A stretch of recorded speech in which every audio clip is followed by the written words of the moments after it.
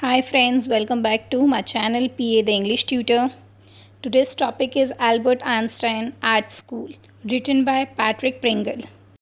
So according to name, समझ में आ गया होगा, we are going to talk about Albert Einstein.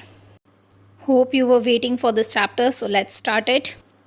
So once Albert Einstein के history teacher, the name was mister Brown, उन्होंने Albert Einstein को पूछा कि क्या पर्शियन ने फ्रेंच को डिफीट किया था एट वाटरलू। तो आइंस्टाइन रिप्लाइड क्लियरली, नहीं मुझे नहीं पता। टीचर आस्क्ड हिम अगेन, क्यों नहीं पता, क्या मैंने ये पहले पढ़ाया नहीं है? तो ही टोल्ड यस, हाँ आपने पढ़ाया है पर मुझे याद नहीं है। टीचर आस्क्ड हिम अगेन, क्यों तुमने डेट याद नहीं की?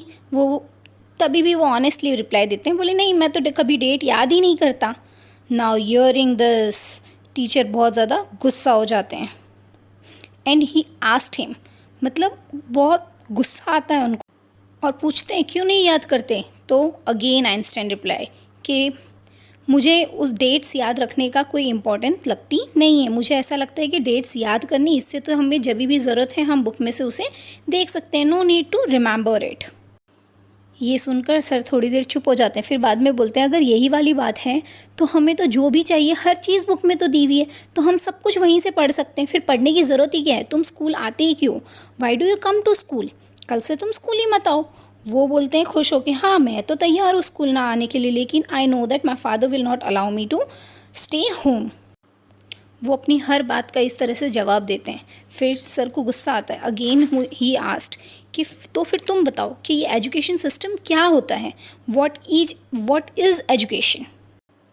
तो आइंस्टाइन रिप्लाई करते हैं कि मुझे नहीं लगता ये डेट्स, ये फैक्ट्स, ये सब याद रखने की ज़रूरत है। अगर हमें चाहिए तो ये याद रखना चाहिए कि वॉर क्यों हुआ, क्या रीज़न था, why did it happen. Okay, ये सारी चीज़ें हमें उसके फैक्ट्स याद रखने चाहिए, हमें डेट याद रखने की ज़रूरत नहीं है। और ये सुनकर सर और ज़्यादा गुस्सा हो जाते हैं और बोलते हैं इससे तो अच्छा है तुम घर पर ही रहा करो। अब इस तरह से स्कूल का टाइम कंप्लीट हो जाता है, वो घर जा रहे होते हैं और तभी उनको बहुत बैड फील होता है। नॉट बिकॉज कि आज उनको सर से डांट पड़ी थी, ही वॉज स्कोल्डेड, लेकिन द रीज़न वॉज उनको ये था कि कल मुझे वापस उसी स्कूल जाना है। Now he is having a conversation with one of his friend Yuri. Okay, main problem ये था कि वो जिस एरिया में रह रहे थे that was a slum area. वो यूरी को सारी बात बताते हैं कि मुझे स्लम एरिया से प्रॉब्लम नहीं है, लेकिन वहाँ का bad food, okay, lack of comfort, इन सब से उन्हें कोई प्रॉब्लम नहीं था। उन्हें सिर्फ प्रॉब्लम किससे था? वहाँ के एटमॉस्फेयर से। ओके, लैंड लेडी से, जो हमेशा अपने बच्चों को मारती रहती थी और हर सैटरडे उसके हस्बैंड ड्रंक करके आते थे and he used to beat her. तो जब ये सारी बातें आइंस्टाइन यूरी को बताते हैं, तब फिर बाद में ये सब सुनकर फिर यूरी उनको रिप्लाई करते हैं कि तुम एटलीस्ट सिविलाइज्ड ह्यूमन बींग्स के बीच में तो रहते हो। अब मैं कहूँ, मेरे वहाँ तो एक आदमी दूसरे आदमी को मार दिया। लास्ट वीक ही ये इंसिडेंट हुआ और वो आदमी जिसने उसे मारा, he was feeling very proud, because उसको ये प्राउड था कि उसको खुद को फेस पे, बॉडी पे कहीं पर कोई स्कैर्स नहीं आए, वो अपनी लाइफ आगे की अच्छे से बिता सकता है। अब इसी तरह से बात करते करते वो लोग स्टूडेंट्स की बात कर रहे होते हैं। यूरी बोलते हैं कि कल को तुम भी तो यहाँ के स्टूडेंट बनोगे। And hearing this Albert says that मुझे तो ये भी नहीं पता कि मैं पास होऊंगा या fail. How could I think कि मैं यहाँ का स्टूडेंट बनूंगा। और ये सारी बातें उनकी sister, means one of her sister is there who lives in Berlin, Munich, जो कभी कभी यहाँ पर आती हैं, तो वो भी ये सारी बातें सुन रही हैं। अब इसी तरह से यूरी उन्हें समझाते हैं कि तुम अगर मेहनत करोगे तो तुम शायद पास हो जाओ। मग इट अप, जो भी आता है उसे मतलब पूरा रट्टा मार लो। लेकिन एल्बर्ट उसी बात पे बोलते हैं वही तो नहीं होता मुझसे, I can't mug it up. Okay, अब इतनी देर में यूरी एक बुक देखते हैं एल्बर्ट के पास में, he was holding a book. और यूरी पूछते हैं कि what is this book, which book is this? तो एल्बर्ट बोलते हैं book of geology, it's all about rocks and all other things. अब ये सुन के दोनों के दोनों, मीन्स यूरी एंड एल्सा, पूछते हैं कि क्या ये तुम्हारी स्टडीज़ में आने वाला है, क्या ये एग्ज़ाम में आने वाला है? तो वो बोलते हैं नहीं ये नहीं आने वाला, लेकिन मुझे इंटरेस्ट है इसलिए मैं उसे रीड करता हूँ। तो वो दोनों उन्हें समझाने की कोशिश करते हैं कि ऐसी पढ़ाई का क्या मतलब जो तुम्हारी स्टडीज़ में नहीं आने वाला। तब फिर आइंस्टाइन बोलते हैं कि मुझे ये बुक रीड करना पसंद है and I love to play violin till landlady उन्हें रोक ना दे। अब इसी तरह से कुछ दिन पास हो जाते हैं, लेकिन थोड़े समय बाद वो बहुत ज़्यादा परेशान हो जाते हैं और वो बोलते हैं कि मैं अब इस स्कूल से, इस माहौल से, इन स्टूडेंट से सबसे परेशान हो चुका, I can't leave here any more. लेकिन उन्हें पता था कि उनके फादर नहीं मानेंगे। फिर ही आस्क यूरी कि क्या हम किसी भी क्या तुम किसी साइंस स्टूडेंट को जानते हो? तो यूरी बताते हैं कि हाँ, मैं ऐसे कई लोगों को जानता हूँ। और ये सुनकर आइंस्टाइन उन्हें बोलते हैं कि अगर ऐसा हो जाए, मुझे नर्वस ब्रेकडाउन हो जाए, तो शायद मेरे फादर मुझे वापस बुला लेंगे। तो ये सुनकर यूरी सोच में पड़ जाते हैं और वो बोलते हैं, क्यों कोई डॉक्टर तुम्हें ऐसी परमिशन देगा? क्यों कोई डॉक्टर ऐसा लिख के देगा कि हाँ, you are suffering from nervous breakdown, why should he do that? तो इस पर आइंस्टाइन बोलते हैं, क्या पता शायद मुझे सही में नर्वस ब्रेकडाउन हो जाए, तब तो डॉक्टर को इजी हो जाएगा ना मुझे ये रिपोर्ट देने के अंदर। Yuri get confused, but even though वो ट्राई करते हैं, उन्हें एक डॉक्टर मिल जाते हैं। His name was Doctor Onstwell. उनका अपॉइंटमेंट भी मिल जाता है इन्हें, और वो लास्ट वीक ही डॉक्टर बने होते हैं। शायद मतलब ये यूरी सब बात बताते हैं कि शायद तुम उनके फर्स्ट ही पेशेंट हो। तो अब वो पूरा दिन सोचते रहते हैं कि भाई मैं क्या करूँ, डॉक्टर किस तरह से मेरी प्रॉब्लम को समझेंगे, मैं उनके सामने क्या बोलूँगा। वो पूरा दिन इसी सोच में पड़े रहते हैं।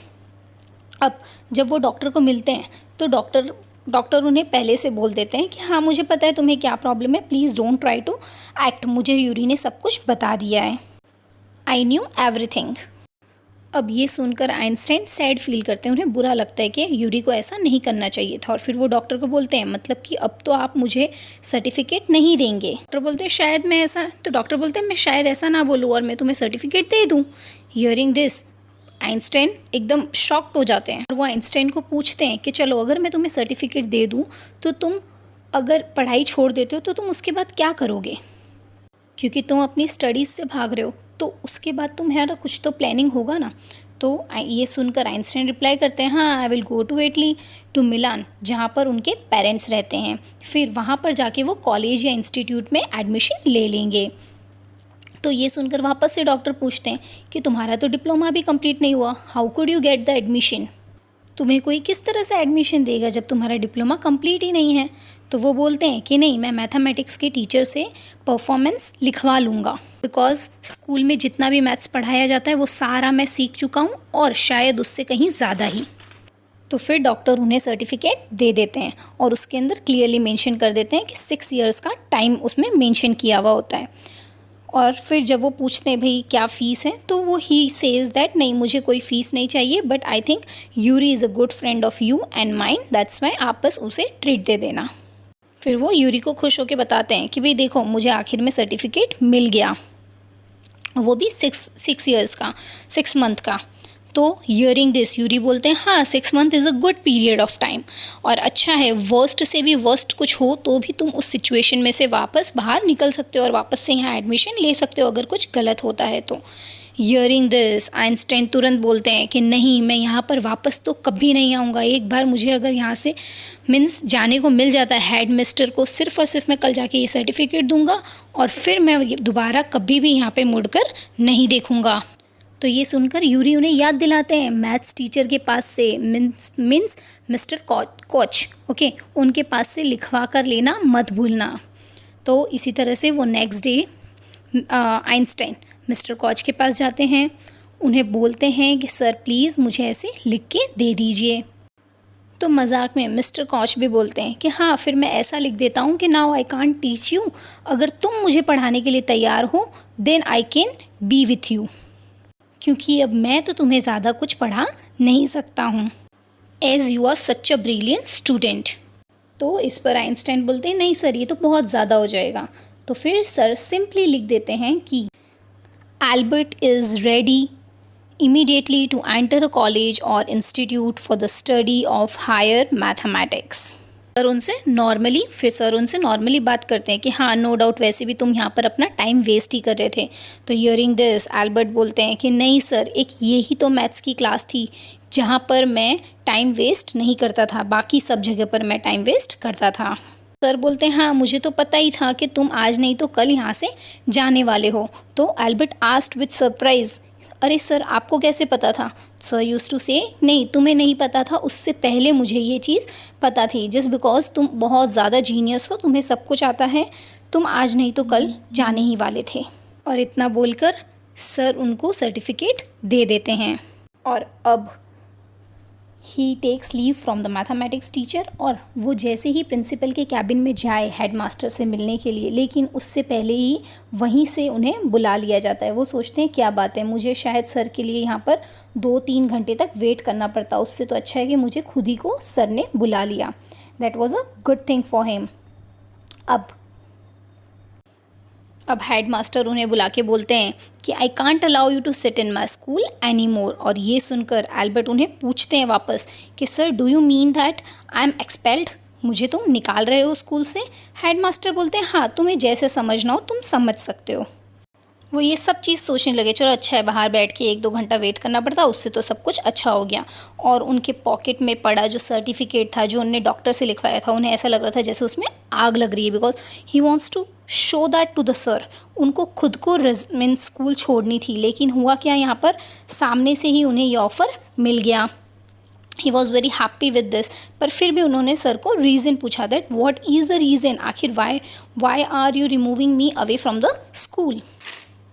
तो हियरिंग दिस हेडमास्टर बोलते हैं कि ना तुम पढ़ते हो ना तुम किसी को पढ़ने देते हो, और ऊपर से जब तुम्हें टीचर पूछते हैं तो you use to say that ये सब कुछ तो बुक्स में लिखा हुआ है, why to read that. Okay, तो ये सब कुछ सुनकर मुझे बहुत बुरा लगा और तुम्हारे कारण दूसरे बच्चे भी बिगड़ रहे हैं। That's why I am removing you away from the means I want you to expel away from the school. फिर इतना बोलकर सर बोलते हैं अच्छा तुम जा रहे हो तो door just shut down the door, तुम डोर बंद करके जाना। तो ये सुनकर वो बिल्कुल अवॉइड मार देते हैं, सीधा सीधा एल्बर्ट वहाँ से निकल जाते हैं। वो बहुत खुश होते हैं और उन्हें किसी भी स्टूडेंट को किसी को भी बाय कहने की तक ज़रूरत नहीं है। वो सीधा सिर्फ स्कूल में बिना पीछे मुड़े सिर्फ वहाँ से चले जाते हैं और वो किसी भी बात को सुनते नहीं हैं। Then after he just say bye to his friend Yuri and Elsa। ठीक है, उन दोनों को सिर्फ वो बाय बोलते हैं, वो वहाँ से चले जाते हैं and he is very happy. वो उनको पीछे से किसी से कोई मतलब नहीं है। He doesn't bother about anything, he is on the top of the world like. अब एल्सा भी रेगुलर जहाँ रहती थी वहीं पर रहती है, अब वो ज़्यादातर यहाँ पर नहीं आती बिकॉज उसका एक best friend he was now not with her, वो अब उसके साथ नहीं था, वो अपने वहाँ चला गया था। Hope you all understand it, liked it. Please do like, share and subscribe my video. If you're having any problem, you can ask me in the comment section. Thank you and keep watching.